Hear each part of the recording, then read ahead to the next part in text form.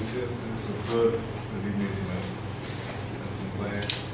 É um grande privilégio estar aqui a representar a Marinha Portuguesa nesta conferência e dar-vos conta daquilo que foi o meu testemunho durante os últimos 4 meses e meio que passei naquelas paragens e que me permitiram, pelo menos, confirmar os valores próximos aqui apresentados pelo Sr. José Carlos Santos. Como sabem, Portugal assumiu a responsabilidade de comandar esta força da União Europeia, entre outras, durante um período que foi de meados de abril a meados de agosto, mas não é a primeira ou a única participação que Portugal tem no combate a este flagelo, uma vez que já no ano anterior Portugal esteve a comandar a força permanente da NATO e estivemos lá com 2 navios durante um período considerável do ano. Depois disso também com uma aeronave, um P-3P da Força Aérea Portuguesa e depois com a fragata Vasco da Gama e com o comando desta operação. Em simultâneo esteve novamente um P-3 da Força Aérea e neste momento temos lá a fragata Francisco de Almeida. Mas eu vou-me cingir, e porque os 20 minutos que me disponibilizaram não chegam para mais, vou-me cingir, vou ter que sumarizar muito esta minha apresentação, mas de forma a dar-lhes uma perspectiva daquilo que se passa lá, visto por dentro. Assim, irei caracterizar aquilo que é a área de operações, qual era a nossa missão, tentar caracterizar a ameaça, quem é que são os piratas, como é que eles operam, como é que tem evoluído a pirataria do ponto de vista operacional, falar-vos um pouco também sobre os navios pirateados e para isso contarei com a colaboração do Dr. José Carlos Santos para responder a alguma questão que saberá melhor responder do que eu. Quais são as forças envolvidas no combate à pirataria presentemente e enfim, falar-vos também um bocadinho sobre aquilo que a fragata Vasco da Gama fez em particular e transmitir-vos que nós temos muitas limitações para cumprir a nossa missão e depois procurarei tirar algumas conclusões. A área de operações para esta missão é bastante grande. Para terem uma ideia, este é o termo de comparação que é utilizado.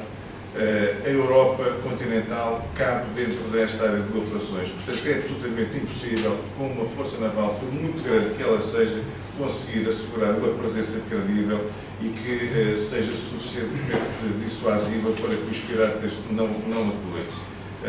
Começo por fazer aqui apresentar a primeira discrepância relativamente aos valores que o Sr. apresentou. Não são 1000 piratas, nós estimamos que sejam entre 3.000 e 3.500 e com uma capacidade de restauração brutal. Porque, enfim, para ter uma ideia, um homem somali, durante a sua vida, tem uma expectativa de poder ganhar qualquer coisa como $14.500 em todo o seu período de vida. Com um resgate, só com um simples resgate, ganha $30.000. As condições de miséria na Somália são aquelas que infelizmente nos têm sido transmitidas pela comunicação social e, portanto, aquilo é um vale-tudo e eles não têm qualquer problema de recrutamento. Há quem pague na Somália para o deixar ser pirata. Ser pirata na Somália confere um estatuto social altamente apetecível. É alguém que tem muito dinheiro, que tem muita capacidade de compra e persuasão dentro do próprio país e é um indivíduo muito bem aceito por toda a comunidade. Infelizmente, enfim, se podemos chamar a comunidade. Com exceção dos velhos, dos anciãos das principais aldeias ribeirinhas que empurraram a pirataria e que a levou a concentrar-se naqueles 3 ou 4 campos de apoio logístico que o Sr. Doutor muito bem frisou e onde eles se encontram concentrados. E aquilo são campos, não são aldeias, são campos piratas. E tive, infelizmente, a oportunidade para sobrevoar aqueles campos. Ali não há mulheres, não há crianças, há só piratas ou alguém relacionado com a pirataria. Nós sabemos onde é que eles estão. O problema é que não podemos lá ir, não podemos mandar para isso. Isto tem um impacto muito grande na segurança marítima, como o Sr. Doutor frisou muito bem. O tráfego marítimo ocorre nestas linhas de comunicação por onde passam os nossos estados, é ligeiramente diferente, cerca de 25.000 navios ano, o que faz 75 navios por dia, em média. 72 a 75 litros por dia. Entretanto, já se começaram a criar algumas rotas alternativas pela rota do cabo, com os inerentes aumentos de custos que os senhores percebem, pelos 10 dias que representa este trânsito por sul. Naturalmente, que qualquer perturbação à segurança, à livre circulação, assim, enfim, que são pressupostos da nossa sobrevivência e da nossa existência, hoje em dia provocam desequilíbrios muito grandes, de maneira que isto tem impacto nas nossas economias ocidentais. São os seguros que aumentam, são os fretes que aumentam, quem paga é o consumidor, de maneira que, enfim, é considerado um flagelo, não só para as pessoas, para os marinheiros que são presos pelos piratas, mas também para as nossas economias, que se refletem muito deste fenómeno, porque representa o aumento de custos que o Sr. Doutor já teve a oportunidade de utilizar. A Somália, para além de tudo isto, a Somália vive um período de grande conturbação desde 1991, que deixou de ter governo. A Somália era uma colónia, acho que o último país colonizador, que se não é correto, acho que foi a Itália, e durante cerca de 30 anos teve um governo, era uma ditadura, até que o ditador foi deposto em 1991, o país entrou na guerra civil e desde aí até aos nossos dias que se vive uma guerra civil. Estes piratas nasceram já em ambiente de guerra, de maneira que para eles tiros é uma coisa normal. Na vida não tem significado nenhum. A Somália em particular, de não ter uma economia estruturada, não é como a nossa, não tem déficit. Não tem déficit. É uma das vantagens. Mas também não tem economia. E então, vivem daquilo que chega lá, enfim, o World Food Program, enfim, percebendo-se da situação de carência alimentar, decidiu enviar regularmente carregamentos de bens alimentares e essenciais, e os navios fretados para o World Food Program que transportam essa mercadoria, principalmente a partir de Mombasa ou a partir de Dar es Salaam para Mogadishu, que é uma cidade que está em guerra civil. Felizmente, no último mês, o clã Al-Shabaab, que era a principal fração antigovernamental, retirou por falta de apoio logístico. Eles estão com dificuldades e estão-se a concentrar nesta zona sul, infelizmente onde existe o maior número de campos também de refugiados. E uma das missões que nós tínhamos era voltar tinha sempre um navio a fazer escoltas, ou de Mombasa para Mogadishu, ou de Dar es Salaam para Mogadishu, e no caminho de regresso. Aqueles navios não podiam de forma nenhuma ser pirateados, sob pena de aquele carregamento de umas centenas largas de toneladas cair nas mãos dos piratas e as pessoas morrerem na fome. Para além disso, tem um impacto muito grande, conforme o Sr. falou, no esforço dos países, enfim, para ter uma ideia, um navio de guerra, tipo fragata, numa operação destas, custa neste período na ordem dos 6 a 8 milhões de euros. É um esforço significativo. Se considerarmos que em permanência estão lá no mínimo 15, 16 navios, só para esta tarefa, mais dos aviões, andaremos próximo daquele valor que já estou a referir, de 2 mil milhões de euros por ano, que é um esforço concertado por todos os países ocidentais, não só da União Europeia, mas também da NATO.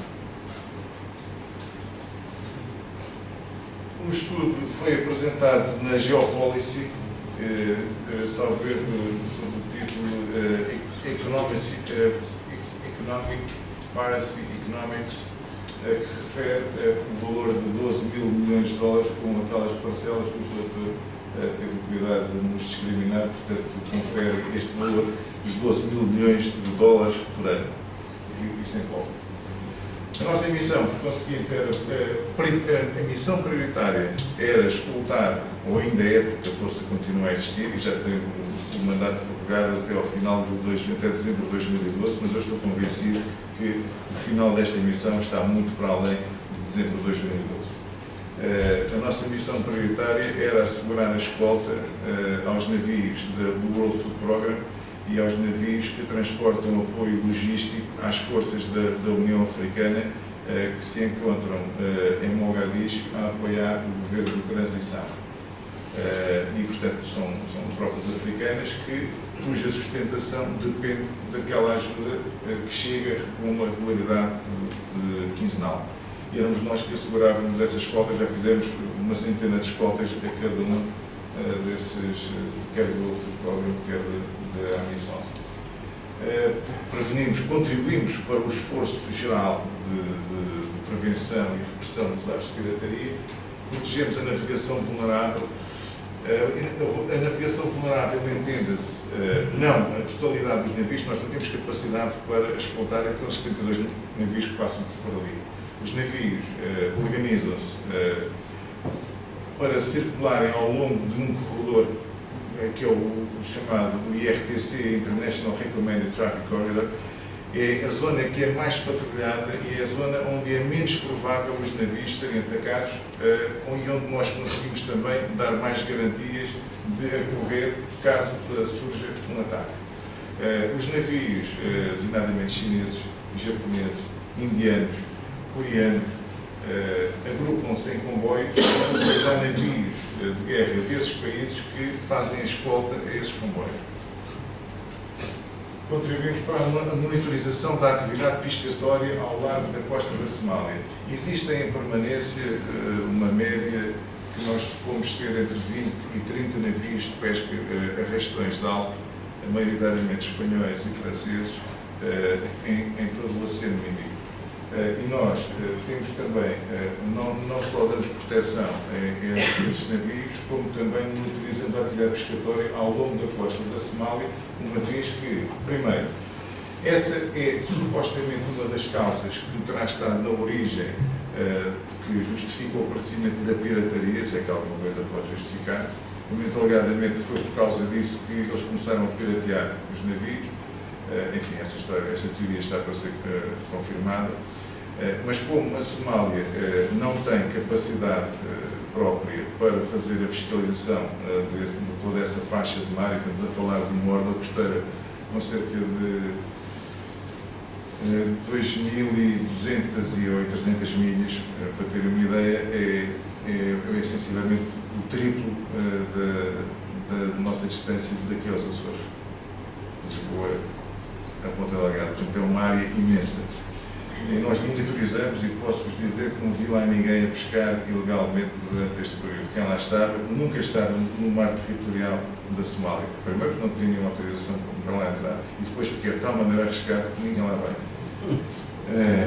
Contribuímos também para a edificação das capacidades locais dos países ribeirinhos, designadamente o Quênia, a Tanzânia, as Seychelles, o Oman, o Iémen. O Iémen não conseguimos lá ir, está em guerra civil, e do Djibouti. A ideia com que fiquei é que eles estão à espera que nós, ocidentais, façamos tudo.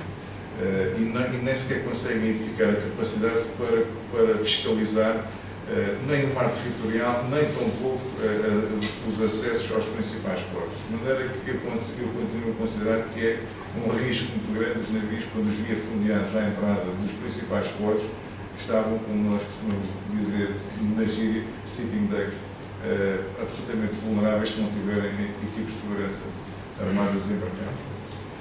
Como é que os piratas operam? Podem operar a partir de esta sigla que vem aqui, PSH, quer dizer Pirated Ship with Hostages, ou Mothership.